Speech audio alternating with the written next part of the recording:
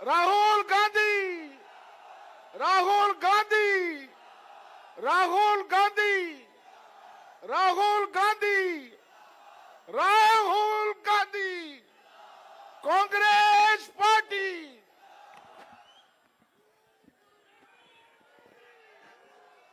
राहुल गांधी जी मंच पर आ चुके हैं। आप सब लोगों को इंतजार था।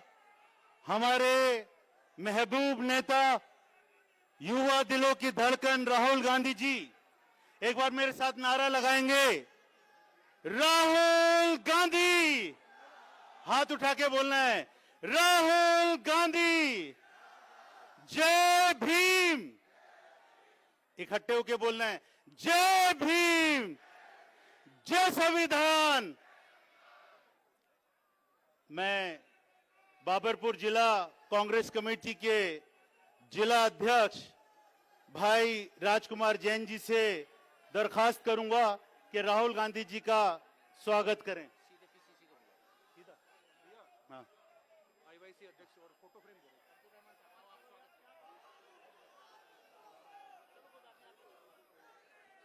अब्दुल रहमान साहब, एनएसयूआई प्रेसिडेंट, राहुल गांधी जी का स्वागत करें।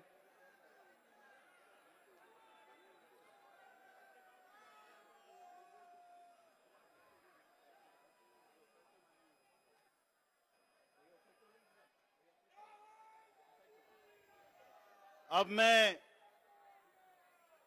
रिक्वेस्ट करूंगा प्रदेश कांग्रेस कमेटी के अध्यक्ष, बहुत ही जुझारू आदरणीय देवेंद्र यादव जी से कि आए और आप सब लोगों को संबोधित करें। धन्यवाद राजेश भाई। और भैया एक बार जोरदार नारा, कांग्रेस पार्टी। दोनों हाथ ऊपर उठा के, कांग्रेस पार्टी। श्री राहुल गांधी, श्री राहुल गांधी। आप सभी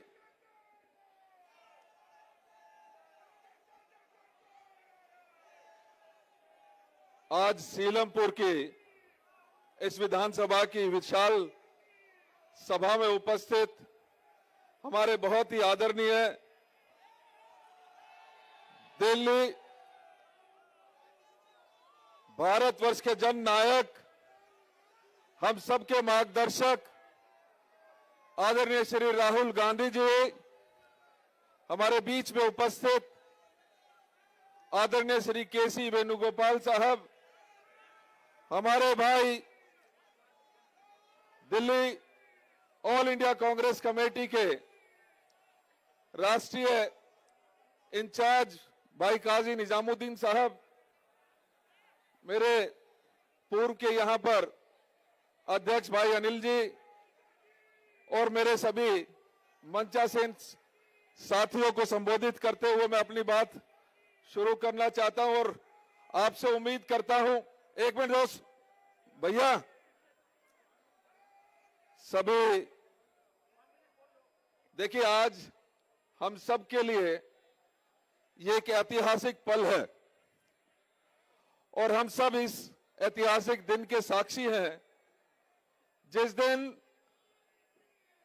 हमारे जन नायक माननीय श्री राहुल गांधी जी एक ऐसे महाअभियान की शुरुआत करने जा रहे हैं जो समाज के अंतिम पंक्ति में खड़े हमारे दलितों, अल्पसंख्यकों, पिछड़ों, आदिवासी को उनका हक दिलाने का है, उनके न्याय का है। हमें गर्व है, जब इतिहास लिखा जाएगा तो इस आंदोलन की आहुति में जननायक के साथ लड़ने वालों में हमारा भी नाम होगा। मैं आज प्रमुख रूप से दो बातें संक्षिप्त में रखूंगा, एक दिल्ली के विषय में और एक बाबा साहेब अंबेडकर जी की चिंताओं के विषय में। आप सब जानते हैं कि आज से 10 साल पहले दो बहरूपिये एक केंद्र में हमारे शासन करने के लिए आया और दूसरा दिल्ली पर हम लोगों को बहुत सारे वादे और सपने दिखाने का जिसने काम किया उसने दिल्ली में सरकार स्थापित की। सपने बहुत दिखाए गए थे, कहा गया था कि महंगाई कम होगी, बेरोजगारी कम होगी, लेकिन पिछले 10 सालों में उस महंगाई कम करने वाले ने, उस बेरोजगारी कम करने वाले ने अगर कुछ किया तो इस संविधान को कमजोर करने की कोशिश की गई।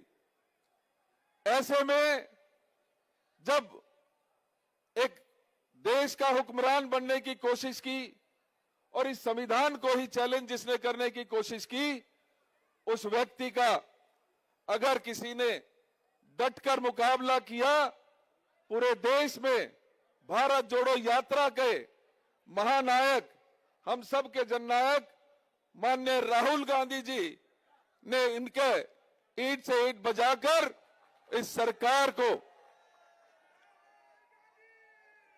कटघरे में खड़े करने का काम किया। साथियों, इसी प्रकार से आज से 10 साल पहले दिल्ली में भी एक सपनों का सौदागर आया था और उसने भी हमें सपने दिखाए कि भ्रष्टाचार खत्म कर दूंगा, लोकपाल बिल लेकर आऊंगा, हर घर में बिजली और पानी दूंगा, दिल्ली को एक बेहतर दिल्ली बनाने का काम करूंगा, नए अस्पताल खोलूंगा, नए स्कूल खोलूंगा। लेकिन दुख की बात है, आप सब उस बात के गवाह हैं कि आज लगभग 25 विधायक, जिसमें स्वयं पूर्व मुख्यमंत्री, पूर्व उप मुख्यमंत्री, उनके मंत्रीगण और अनेकों विधायक भ्रष्टाचार के मामले में जेल गए। उस लोकपाल की बात आज चर्चा नहीं होती।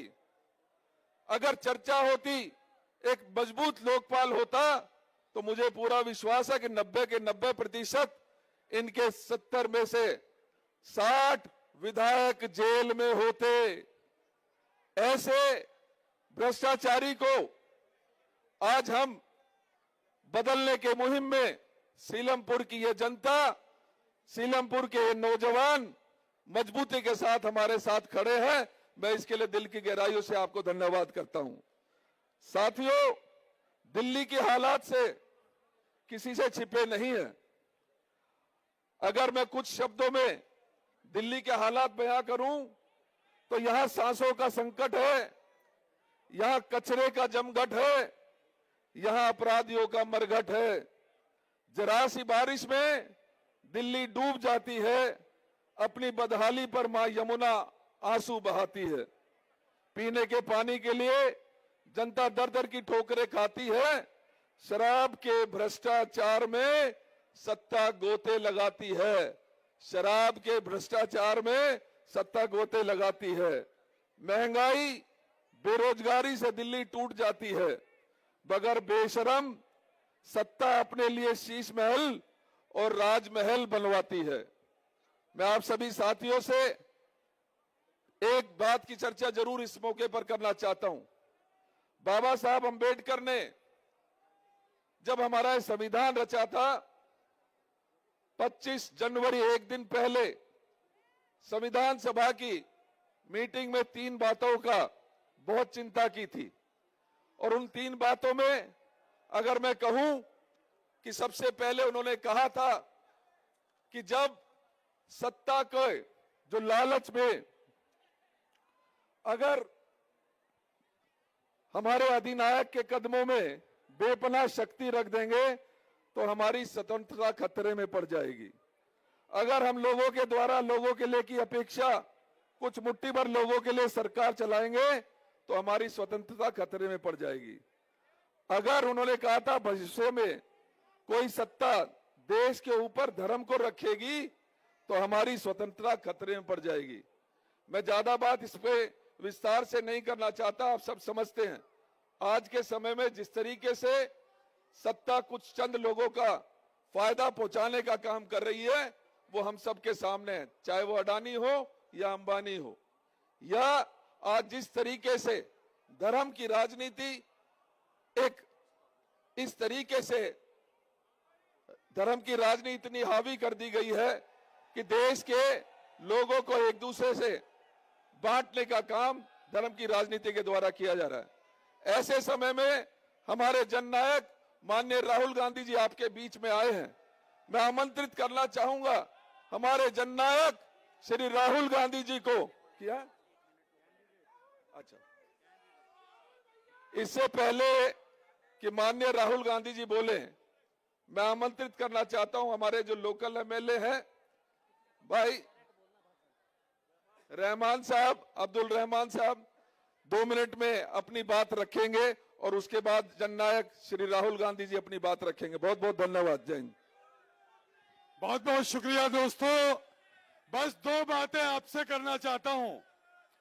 दोस्तों, एक छोटी सी बात कि पहले ये तय करो कि वफादार कौन है और ये वक्त बताएगा कि गद्दार कौन है। दोस्तों, जब इस जमुना पार में आपकी बात, जब इस जमुना पार में ये जमुना पार जल रहा था तो कौन आया था यहाँ? राहुल गांधी जी। राहुल गांधी जी। इसको बचाने के लिए राहुल गांधी जी जब संभल जल रहा था तो कौन गया था वहां? जब बहराइच जल रहा था तो कौन गया था? तो दोस्तों, अब पहचानना होगा उन मरकज के जालिमों को, मौलाना साद साहब के दुश्मनों को पहचानना होगा और वोट कांग्रेस को देना होगा। कांग्रेस पार्टी, राहुल गांधी। शुक्रिया। अब मैं आमंत्रित करना चाहूंगा देश के जननायक, संविधान रक्षक, हमारे हीरो राहुल गांधी जी को कि वो आए और हम सब लोगों को संबोधित करें।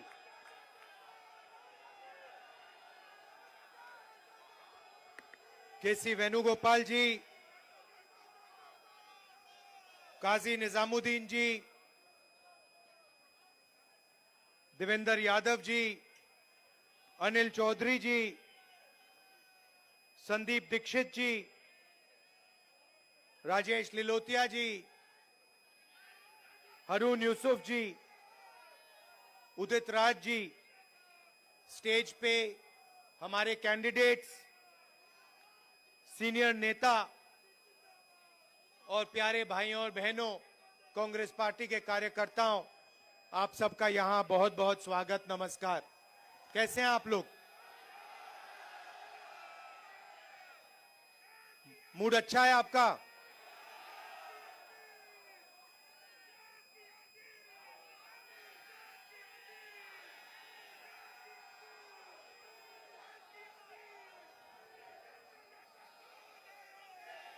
देश में विचारधारा की लड़ाई चल रही है।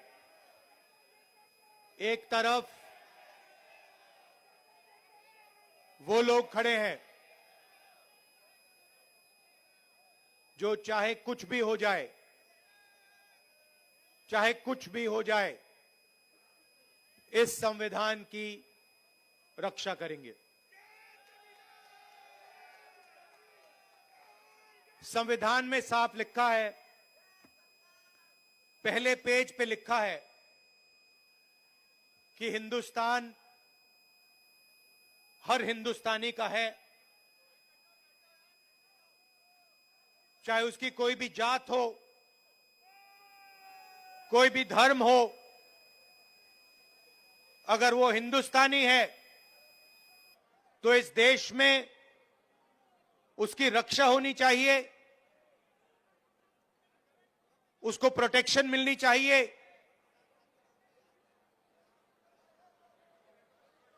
कॉन्स्टिट्यूशन कहता है। और आजकल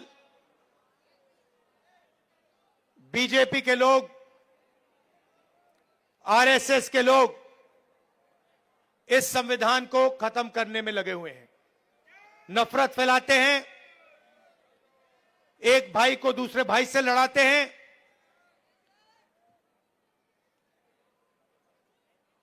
डराते हैं।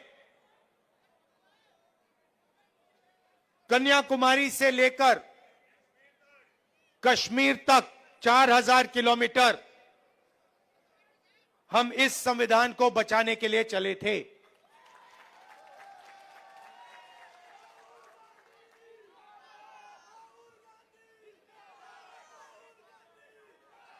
अंबेडकर जी के संविधान पर रोज नरेंद्र मोदी, बीजेपी और आरएसएस के लोग आक्रमण करते हैं।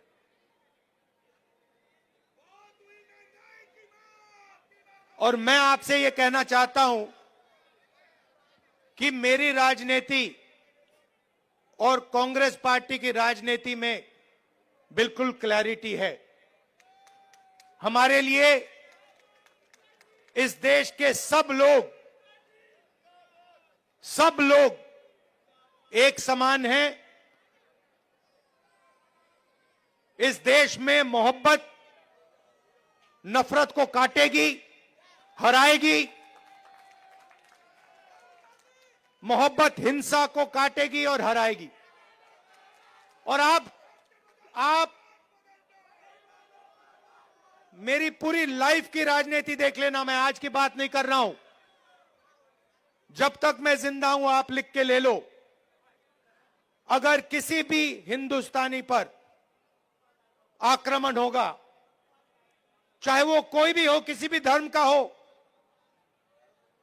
मुसलमान हो, हिंदू हो, सिख हो, ईसाई हो, चाहे वो किसी भी जात का हो, दलित हो, पिछड़ा हो, राहुल गांधी वहां आपको उसकी रक्षा करते हुए मिलेगा। मेरे लिए हिंदुस्तान का यही मतलब है कि इस देश में नफरत ना हो और गरीब से गरीब व्यक्ति, हर धर्म का व्यक्ति, हर जात का व्यक्ति बड़ा से बड़ा सपना देख सके।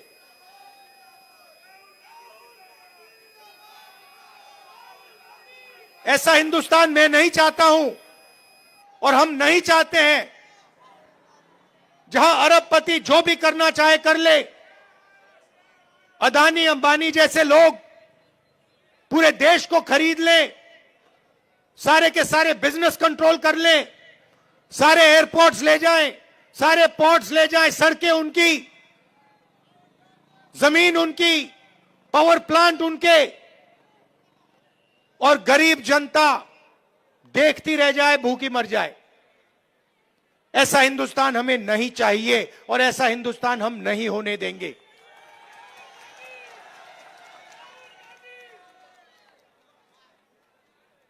मैं जहां भी जाता हूं, अपनी मीटिंग्स में 2-3 चीजें कहता हूं और यह आपको अच्छी तरह समझना होगा। इस देश में गरीब लोगों की भागीदारी नहीं है। अभी आपने कहा, महंगाई की बात की और आपने कहा कि महंगाई बढ़ती जा रही। मैं आपसे पूछना चाहता हूं, महंगाई बढ़ रही है, कम हो रही है? महंगाई के बारे में नरेंद्र मोदी जी ने और केजरीवाल जी ने क्या कहा था? कहा था कि महंगाई कम करेंगे। हुई महंगाई कम? बढ़ती जा रही है और गरीब लोग गरीब होते जा रहे हैं और अमीर लोग अमीर होते जा रहे हैं। 100 लोग हैं, 150 लोग हैं अरबपति जो हिंदुस्तान को कंट्रोल करते हैं। देश का पूरा फायदा उनको मिलता है। अदानी, अंबानी, नरेंद्र मोदी जी की मार्केटिंग करते हैं। आपने कभी नरेंद्र मोदी जी को इनके बारे में कुछ बोलते हुए सुना है?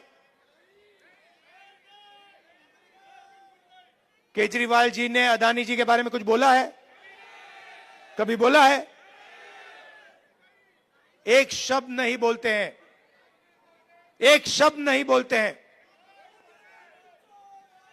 और मैं साफ बोलता हूं कि हम अरबपतियों का देश नहीं चाहते हैं। मैं जाति जनगणना की बात करता हूं और मैंने उदाहरण दिया, इस देश में कम से कम 50% पिछड़े वर्ग के लोग हैं, 50% पिछड़े वर्ग के लोग हैं, 15% दलित हैं, 8% आदिवासी हैं, 15% माइनॉरिटी हैं। आप सरकार की कोई भी संस्था देखो, बड़े से बड़े बिजनेस देखो, जुडिशरी देखो, आपको पिछड़े वर्ग के लोग, दलित, आदिवासी, माइनॉरिटी के लोग नहीं मिलेंगे। मैंने उदाहरण दिया था, हिंदुस्तान की सरकार को 90 आईएएस अफसर चलाते हैं, पूरा का पूरा बजट ये बांटते हैं। सड़कों में कितना पैसा जाएगा, एग्रीकल्चर में कितना पैसा जाएगा, डिफेंस में कितना जाएगा, बिजली में कितना पैसा जाएगा, निर्णय ये लेते हैं। 90 लोग हैं, 90 में से 50% आबादी पिछड़े वर्ग की है देश में, 90 में से 3 पिछड़े वर्ग के हैं। आबादी आपकी 50%, आबादी आपकी 50%, भागीदारी आपकी 90 में से 3। और बजट की बात आती है तो जो ओबीसी वर्ग के अफसर हैं वो 100 रुपए में से 5 रुपए का निर्णय लेते हैं। दलितों की आबादी 15% है, 90 में से 3 अफसर उनके 100 रुपए में से 1 रुपया का निर्णय वो लेते हैं। मतलब अगर आपने पिछड़ा वर्ग, दलित वर्ग मिला दिया, जिनकी आबादी 65% है, उनकी भागीदारी 6% है। 100 रुपए में से 6 रुपए का निर्णय ये लोग लेते हैं। बड़ी बड़ी कंपनियां हैं, अदानी, अंबानी, टाटा, बिरला, 500 सबसे बड़ी कंपनियों की लिस्ट निकालो और आपको दिखेगा कि मालिकों में आपको एक आदिवासी, एक दलित, एक पिछड़ा, एक माइनॉरिटी का व्यक्ति नहीं मिल सकता। मैनेजमेंट टीम के नाम निकालो, आपको एक पिछड़ा वर्ग का व्यक्ति नहीं मिलेगा, एक दलित नहीं मिलेगा, एक आदिवासी नहीं मिलेगा। यह हिंदुस्तान की सच्चाई है। और जब मैं जाति जनगणना की बात करता हूं, नरेंद्र मोदी जी के मुंह से एक शब्द नहीं निकलता और केजरीवाल जी के मुंह से एक शब्द नहीं निकलता है।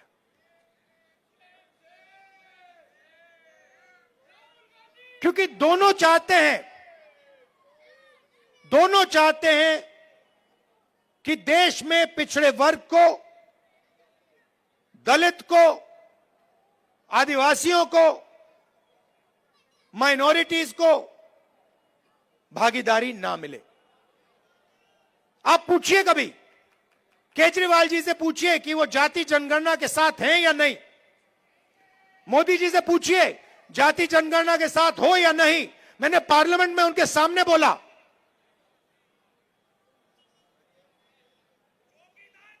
नरेंद्र मोदी जी बैठे थे, मैंने उनसे साफ कहा, नरेंद्र मोदी जी आप करो ना करो, बच्चा भी जानता है। मीडिया वाले नहीं जानते, 6 साल का बच्चा जानता है। मैंने उनसे कहा कि आप करो ना करो मैं नहीं जानता, मगर जिस दिन कांग्रेस पार्टी की सरकार आएगी, रिजर्वेशन को 50% से ज्यादा कर देंगे और जाति जनगणना लोकसभा में, राज्यसभा में हम पास करके दिखाएंगे। हम भागीदारी चाहते हैं, हम समानता चाहते हैं। हम चाहते हैं कि गरीब से गरीब व्यक्ति, चाहे वो दलित हो, पिछड़े वर्ग का हो, हिंदू हो, मुसलमान हो, सिख हो, ईसाई हो, कि सब लोग बड़ा सा बड़ा सपना देख सकें। मैं वो दिन देखना चाहता हूं जब 500 सबसे बड़ी कंपनियों में पिछड़े वर्ग के लोग मालिक बने, दलित मालिक बने, माइनॉरिटीज के लोग मालिक बने, आदिवासी मालिक बने। मैं वो दिन देखना चाहता हूं जब इस देश में सचमुच में पिछड़े वर्गों को भागीदारी मिले, माइनॉरिटीज को भागीदारी मिले, दलितों को भागीदारी मिले। और सच्चाई यह है कि लंबे लंबे भाषण होंगे, केजरीवाल जी भी करेंगे, नरेंद्र मोदी जी भी करेंगे, मगर जब भागीदारी देने की बात आएगी तो सिर्फ कांग्रेस पार्टी भागीदारी दे सकती है। चाहे मनरेगा हो, भोजन का अधिकार हो, जमीन अधिग्रहण बिल हो, किसान का कर्जा माफ हो, स्कॉलरशिप्स हो और संविधान हो, ये सब काम कांग्रेस पार्टी ने आपके साथ मिलकर आपके लिए किया है। आप पूछिए, जाके केजरीवाल जी से पूछिए और उनसे कहिए कि वो पब्लिकली कहें, देश के सामने कहें कि वो रिजर्वेशन बढ़ाना चाहते हैं और वो जाति जनगणना करवाना चाहते हैं। हमारी सरकार आएगी दिल्ली में, एकदम हम जाति जनगणना करके दिखाएंगे और सबको पता लग जाएगा, दलितों को पता लग जाएगा कि आपकी दिल्ली में, दिल्ली की सरकार में, दिल्ली की संस्थाओं में, दिल्ली के गवर्नमेंट में कितनी भागीदारी है। आपको पता लग जाएगा, पिछड़ों को पता लग जाएगा कि आपकी कितनी भागीदारी है। आज जहां भी आप जाते हो, जहां भी आप जाते हो, सरकार की संस्थाओं में आप जाओ, अस्पतालों में जाओ, प्राइवेट अस्पतालों में जाओ, प्राइवेट कॉलेजेस में जाओ, आपको पिछड़े वर्ग के लोग नहीं मिलेंगे, आपको दलित नहीं मिलेंगे। यह सच्चाई है हिंदुस्तान की। और जाति जनगणना एक क्रांतिकारी काम होगा। मैं आपको कह रहा हूं, दिल्ली की सरकार आएगी तो यहां करेंगे और नेशनल लेवल पे लोकसभा में मैंने वायदा किया, हम उसको पूरा करके दिखाएंगे।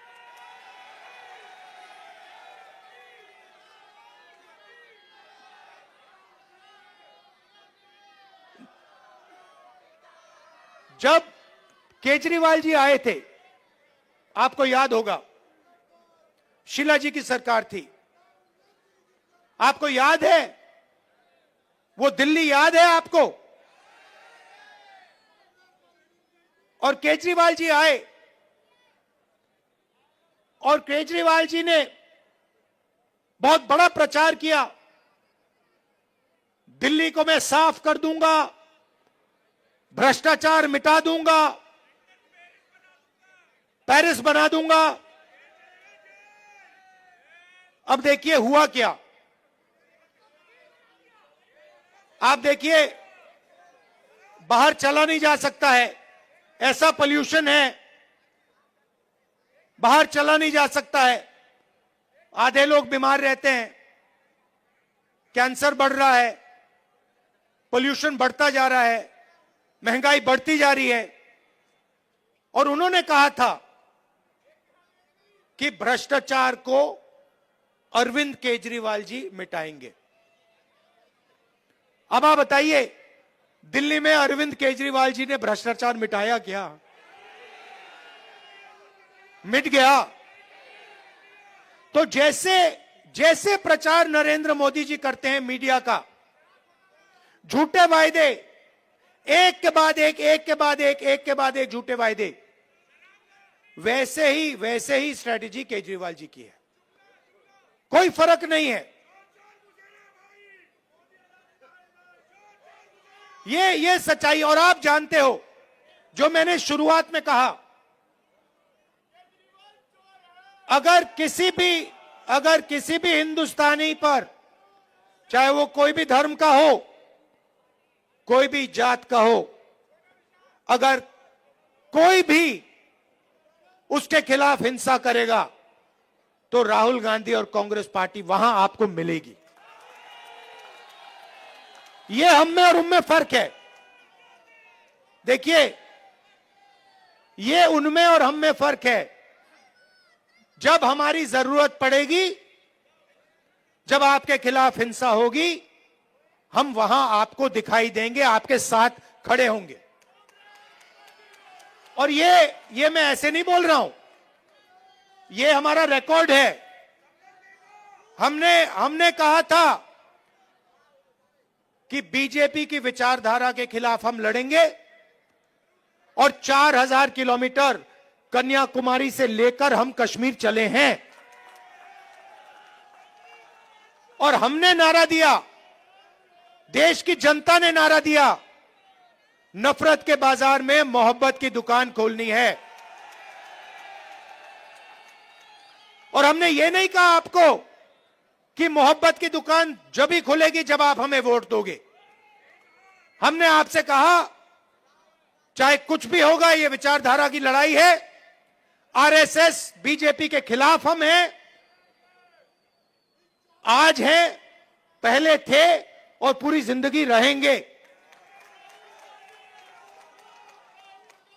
और 4000 किलोमीटर हम चले और देश का माहौल हमने बदल दिया। एक नए तरीके की राजनीति हम लाए। और एक तरफ हिंसा और नफरत और दूसरी तरफ मोहब्बत की दुकान, ये सच्चाई है। तो मैं आपको आश्वासन देने आया हूं 2-3 चीजों की। सबसे पहले, हिंदुस्तान सबका है, गरीबों का है, 10-15 अरबपतियों का हिंदुस्तान नहीं है। दूसरी बात, इस हिंदुस्तान में संविधान सबसे जरूरी है, इसकी रक्षा हमने की है। आपने देखा होगा, पहले नरेंद्र मोदी जी 400 पार की बात कर रहे थे, छाती फैला के 400 पार, और चुनाव के बाद संविधान को उन्होंने ऐसे किया, सिर पे लगाया। यह काम कांग्रेस पार्टी ने करवाया है। कांग्रेस पार्टी ने साफ उनको कह दिया कि देखो, बाकी सब ठीक है, अगर संविधान पर आक्रमण किया तो फिर हिंदुस्तान आपको माफ नहीं करेगा, देश आपको माफ नहीं करेगा। तो यह मैं आपसे कहना चाहता हूं, यहां पे कांग्रेस पार्टी का पूरा समर्थन कीजिए, कांग्रेस पार्टी को जिताइए। और जो पहले हम विकास करते थे, जो पूरी दुनिया को मालूम है, जो शीला दीक्षित जी ने काम किया था, जब कांग्रेस पार्टी कर पाएगी। कांग्रेस पार्टी कर सकती है, ना केजरीवाल जी कर सकते हैं, ना बीजेपी कर सकती है। यह सच्चाई है और आपने देख लिया है, आपके सामने सच्चाई है। दिल्ली की सच्चाई आपके सामने है, महंगाई की सच्चाई आपके सामने है, सड़कों की सच्चाई आपके सामने है, पोल्यूशन की सच्चाई आपके सामने है। तो कांग्रेस पार्टी को आप पूरा समर्थन दीजिए, हमारे कैंडिडेट्स को यहां जिताइए और दिल्ली में हमारी सरकार बनवाइए। आप सबका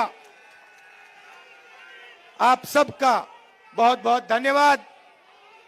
और कांग्रेस पार्टी के जो हमारे कार्यकर्ता हैं, हमारे जो बब्बर शेर हैं, आप सबका दिल से बहुत बहुत धन्यवाद। नमस्कार, जय हिंद, नमस्कार। बहुत बहुत धन्यवाद। और राहुल गांधी जी की इस बात के बाद मैं सिर्फ इतना कहना चाहूंगा, बदल कर रख देंगे फिजा जमाने की, बदल कर रख देंगे फिजा जमाने की, अब तो जिद है नया इतिहास बनाने की। अब मैं आमंत्रित करूंगा धन्यवाद देने के लिए जिला अध्यक्ष राजकुमार जैन जी से, और जितने भी कैंडिडेट्स हैं सब लोग प्लीज यहां पर फ्रंट लाइन में आ जाएं और राहुल गांधी जी के साथ में एक फोटो खिंचवाएं।